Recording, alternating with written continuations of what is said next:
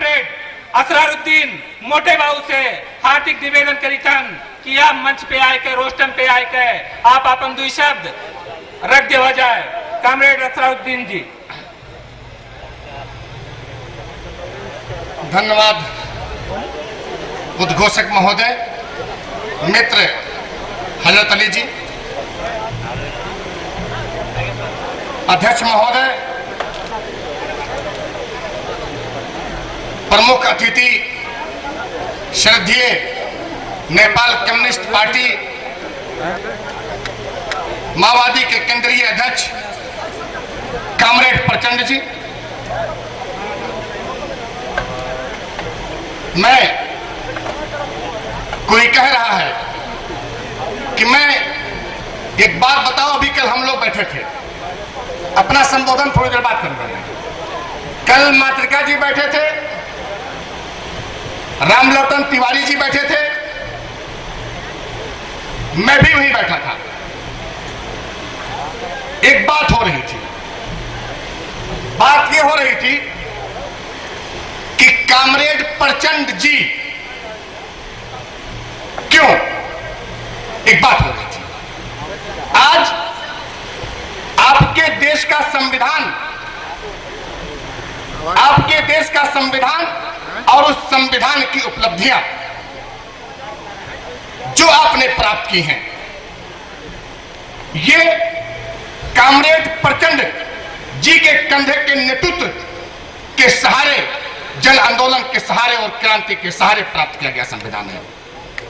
यही बात हो रही थी कि यह संविधान की प्राप्ति भी कामरेड प्रचंड जी के नेतृत्व के कंधे से हुई है और इस संविधान को बचाने वाला भी कामरेड प्रचंड के नेतृत्व का कंधा ही होगा। आप जानते हैं, कामरेड प्रचंड पुष्प कमल दहाल नहीं, यही मातृका जी, रामलोटन तिवारी जी, हम लोग बैठ के यही बात कर रहे थे कि अब पुष्प कमल दहाल को फिर से कामरेड प्रचंड जी संविधान को बचाने के लिए बनना पड़ेगा। और आप संविधान को बचाने का मतलब समझते हैं आप? मैं संबोधन मेरा रह गया अभी, हमारे पूर्व मंत्री मातृका प्रसाद यादव जी, स्टेज पर उपस्थित अतिथिगण, सारे सम्मानित लोग, आदरणीय जन समुदाय, देवियों और सज्जनों, मैं फिर पलट के आता हूं अपनी बात पर कि अब इस संविधान को बचाने के लिए पुष्प कमल दहाल को फिर से प्रचंड बनना पड़ेगा। यही बात हम लोगों के बीच में हो रही थी। यह संविधान बचाने का अर्थ समझते हैं आप? इस संविधान के बचाने का अर्थ आपके रोजी रोटी से जुड़ा है, आपके शिक्षा से जुड़ा है, आपके रोजगार से जुड़ा है, आपके स्वास्थ्य से जुड़ा है, आपके संहिता और समावेशी से जुड़ा है। ये आपकी समस्या को अपने सर पर फिर एक बार कामरेड प्रचंड खड़े हुए हैं कि हम ये संविधान प्रतिगमनकारी शक्तियों को खारिज नहीं करने देंगे। इसके लिए फिर एक बार संघर्ष करेंगे, फिर एक बार लड़ाई करेंगे, फिर एक बार क्रांति करेंगे। और आप जानते हैं, प्रचंड एक विचार का नाम है, एक परिवर्तन का नाम है, एक आंदोलन का नाम है, एक क्रांति का नाम है। प्रचंड तो एक बहुत बड़े विचार का नाम है, एक पथ का नाम है। जानते हैं आप, ये संविधान की उपलब्धियां बचाने के लिए निकले हैं। आपके घर में इस देश के पैसे को लाके घर घर बंटवारा किया जाए, रोजगार के नाम पे बांटा जाए, यह संविधान अधिकार देता है आपको। कामरेड प्रचंड जी कहते हैं कि घर घर में पैसा पहुंचना चाहिए, रोजगार पहुंचना चाहिए, उसी संविधान को बचाने निकले हैं ये। तो आप उनका साथ दीजिए भैया, तो आपके लिए निकले हैं ना, तो उनका साथ दीजिए। हम भी इसीलिए प्रवेश हुए हैं कि इस मूवमेंट में कामरेड प्रचंड का साथ देंगे, इस क्रांति में, इस आंदोलन में कामरेड प्रचंड का साथ देंगे। लेकिन प्रतिगमनकारी शक्तियां आपको फिर भ्रमित करेंगी, गुमराही में डालेंगी। उनके पास दो अस्त्र है आपको गुमराह करने के लिए, दो सबसे बड़ा अस्त्र है। मैं बताता हूं कैसे गुमराह करेंगे आपको। एक तो ये नारा लगाएंगे धार्मिक राष्ट्रवाद का, दूसरा ग्रुप नारा लगाएगा जातीय और तानाशाही राष्ट्रवाद का, रिलीजियस नेशनलिज्म की बात करेंगे, रेशियल नेशनलिज्म की बात करेंगे, आइडियोलॉजिकल नेशनलिज्म की बात नहीं करेंगे। आप जानते हैं ये किसका मुद्दा है? कांग्रेस से मुद्दा लेके आएगा आपके बीच में कि भाई साहब कहां भटक रहे हैं आप लोग, कहां भटक रहे हैं? ये देश तो धर्म सापेक्ष होना चाहिए, इन लोगों ने धर्म निरपेक्ष कर दिया। कांग्रेस के कुछ बड़े नेता ये मुद्दा लेके आपके बीच में आएंगे, धर्म पैदा करेंगे कि आप लोग गड़बड़ दिशा में जा रहे हैं, आइए धर्म सापेक्ष करते हैं। आप जानते हैं वैसे भी उनका ये भ्रम फैलाना मैं प्रमाणित करता हूं दो तरह से गलत होगा।